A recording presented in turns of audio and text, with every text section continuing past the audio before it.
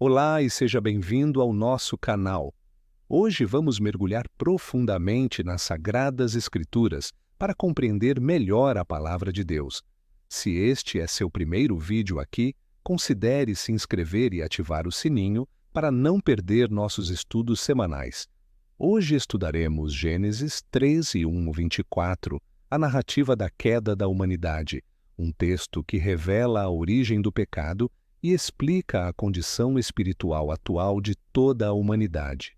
Antes de iniciarmos a leitura, é fundamental compreendermos o contexto histórico e cultural deste texto histórico-teológico. Autor: Moisés, sob inspiração divina, registrando eventos primordiais da história da humanidade. Período histórico: os eventos narrados ocorrem nos primórdios da criação, logo após Deus criar Adão e Eva no Jardim do Éden destinatários, o povo de Israel no deserto e, por extensão, toda a humanidade que precisa compreender a origem do pecado. Propósito principal: explicar como o pecado entrou no mundo e suas consequências devastadoras para a humanidade e a criação. Contexto cultural: uma narrativa que precede qualquer civilização conhecida, estabelecendo verdades fundamentais sobre Deus, o homem e o pecado. Localização no cânon. Terceiro capítulo da Bíblia, seguindo imediatamente os relatos da criação perfeita de Deus. Este texto não é apenas história antiga, mas teologia fundamental que explica por que o mundo está como está e por que precisamos de um Salvador. Narração. Agora vamos ler juntos este texto sagrado e transformador. Acompanhe em sua Bíblia Gênesis 3, 1-24. Ora, a serpente era mais astuta que todos os animais do campo que o Senhor Deus tinha feito. E esta disse à mulher: É assim que Deus disse: Não comereis de toda a árvore do jardim?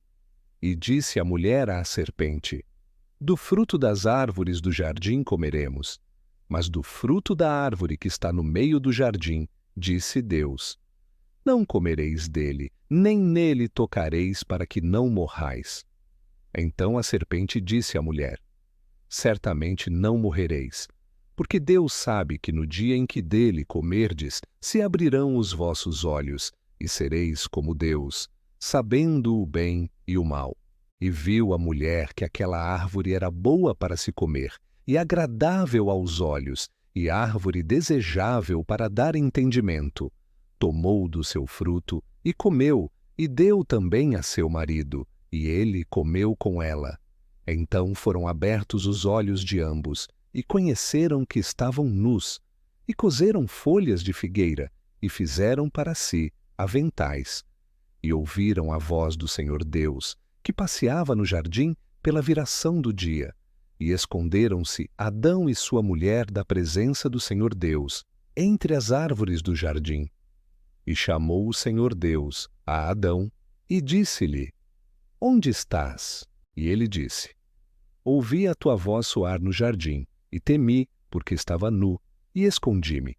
E Deus disse: Quem te mostrou que estavas nu? Comeste tu da árvore de que te ordenei que não comesses? Então disse Adão: A mulher que me deste por companheira, ela me deu da árvore, e comi. E disse o Senhor Deus à mulher: Por que fizeste isto? E disse a mulher: A serpente me enganou, e eu comi. Então o Senhor Deus disse à serpente: Porquanto fizeste isto, maldita serás mais que toda a fera, e mais que todos os animais do campo. Sobre o teu ventre andarás, e pó comerás todos os dias da tua vida. E porei inimizade entre ti e a mulher, e entre a tua semente e a sua semente. Esta te ferirá a cabeça, e tu lhe ferirás o calcanhar. E a mulher disse: Multiplicarei grandemente a tua dor e a tua conceição. Com dor darás à luz filhos, e o teu desejo será para o teu marido, e ele te dominará. E Adão disse: Porquanto deste ouvidos à voz de tua mulher, e comeste da árvore de que te ordenei, dizendo: Não comerás dela, maldita é a terra por causa de ti. Com dor comerás dela todos os dias da tua vida. Espinhos e cardos também te produzirá. E comerás a erva do campo. No suor do teu rosto comerás o teu pão, até que te tornes à terra, porque dela foste tomado, porquanto és pó, e em pó te tornarás. E chamou Adão o nome de sua mulher Eva, porquanto era a mãe de todos os viventes. E fez o Senhor Deus a Adão e a sua mulher túnicas de peles, e os vestiu. Então disse o Senhor Deus: Eis que o homem é como um de nós, sabendo o bem e o mal. Ora, para que não estenda a sua mão, e tome também da árvore da vida, e coma, e viva eternamente, o Senhor Deus, pois o lançou fora do jardim do Éden, para lavrar a terra de que fora tomado. E havendo lançado fora o homem, pôs querubins ao oriente do jardim do Éden, e uma espada inflamada que andava ao redor, para guardar o caminho da árvore da vida. Versículos 1-7, a tentação e a queda. Versículos 8-13, o confronto e as desculpas. Versículos 14-19, os julgamentos divinos. Versículos 20-24, a misericórdia e o exílio.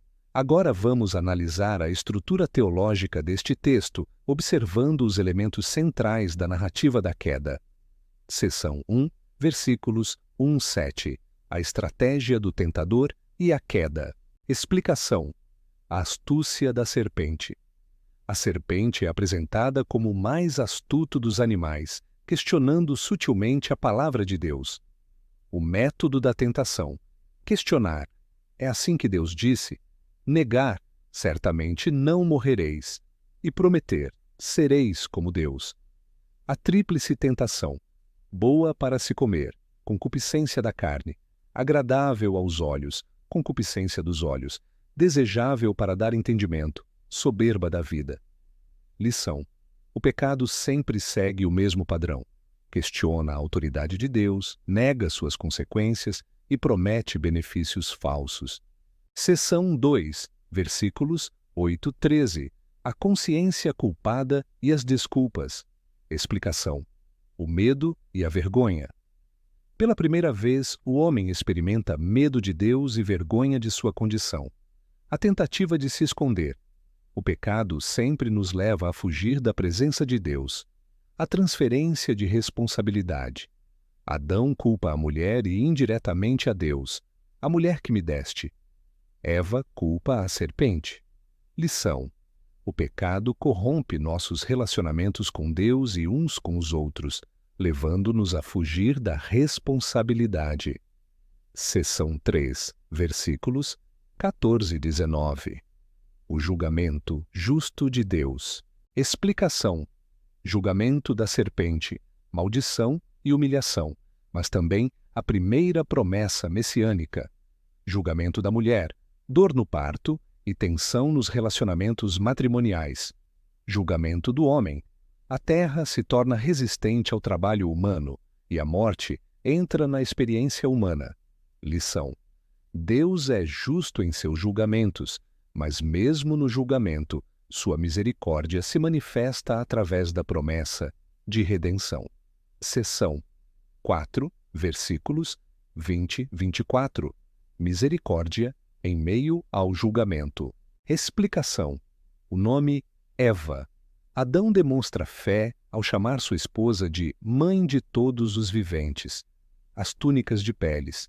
Deus provê cobertura adequada, simbolizando sua misericórdia contínua. A expulsão do Éden não é apenas punição, mas proteção para que não comam da árvore da vida em estado de pecado. Lição: mesmo em seu julgamento, Deus demonstra misericórdia e cuidado paternal por suas criaturas caídas. Deste texto fundamental, podemos extrair 4 lições essenciais para a nossa vida cristã. Primeira lição: a realidade e origem do pecado. O pecado não é uma construção social ou falta de educação, mas uma realidade espiritual que entrou no mundo através da desobediência humana à palavra de Deus. Esta narrativa explica por que todos os seres humanos nascem com uma natureza pecaminosa. Romanos 5:12. E por que precisamos de salvação? Segunda lição: o padrão eterno da tentação. A estratégia de Satanás permanece a mesma: questionar a palavra de Deus, negar as consequências do pecado e prometer benefícios que não pode cumprir. João identifica este padrão em 1 João 2,16 como concupiscência da carne, dos olhos e soberba da vida. Terceira lição: as consequências universais do pecado. O pecado não afeta apenas o indivíduo, mas corrompe todos os relacionamentos: com Deus, medo e culpa; conjugal, conflito; com a criação, resistência da terra; e consigo mesmo, vergonha e morte. Toda dor humana tem suas raízes neste momento histórico. Quarta lição: a primeira promessa de redenção. No verso 15, temos o primeiro vislumbre do plano salvífico de Deus. A semente da mulher, que ferirá a cabeça da serpente, aponta profeticamente para Jesus Cristo, que na cruz derrotaria definitivamente Satanás e abriria o caminho de volta para Deus. A palavra de Deus não foi escrita apenas para conhecimento, mas para transformação. Como podemos aplicar os ensinamentos de Gênesis 3 em nossa vida diária? Na vida pessoal, reconheça que sua natureza pecaminosa é real e precisa ser constantemente submetida ao senhorio de Cristo. Não minimize o pecado nem tente justificá-lo como faziam Adão e Eva. Na vida familiar, em vez de culpar o cônjuge pelos problemas, assuma responsabilidade por suas próprias atitudes. Lembre-se de que os conflitos matrimoniais têm raiz na queda, mas podem ser superados através do perdão e da graça. Na vida profissional, entenda que as frustrações e dificuldades no trabalho são consequências da queda, mas não use isso como desculpa para não se esforçar. Trabalhe como para o Senhor, sabendo que Cristo redimiu até mesmo nossa vida profissional. Na vida da igreja e comunidade, seja vigilante contra as estratégias de tentação que seguem o mesmo padrão desde o Éden. Ajude outros a identificar quando Satanás está questionando a palavra de Deus ou prometendo benefícios através do pecado.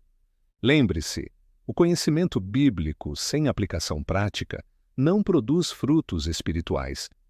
Gênesis 3 deve nos levar ao arrependimento e à gratidão pela obra redentora de Cristo. Vamos encerrar nosso estudo com uma oração baseada nas verdades solenes que aprendemos hoje. Oro para que o Espírito Santo use estas verdades para transformar nossos corações. Pai Celestial, obrigado por nos revelares através de Sua palavra a origem do pecado e suas terríveis consequências. Confessamos que, como Adão e Eva, muitas vezes questionamos Sua palavra, negamos as consequências de nossos pecados e buscamos nossa própria glória em vez da Sua. Pedimos perdão por tentar nos esconder de Sua presença e por transferir a culpa para outros em vez de assumir nossa responsabilidade. Te louvamos porque, mesmo no julgamento do Éden, já revelaste seu plano de salvação através da semente da mulher, nosso Senhor Jesus Cristo.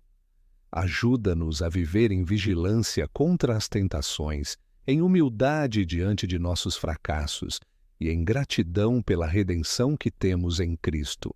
Em nome de Jesus Cristo, nosso Salvador e Senhor. Amém.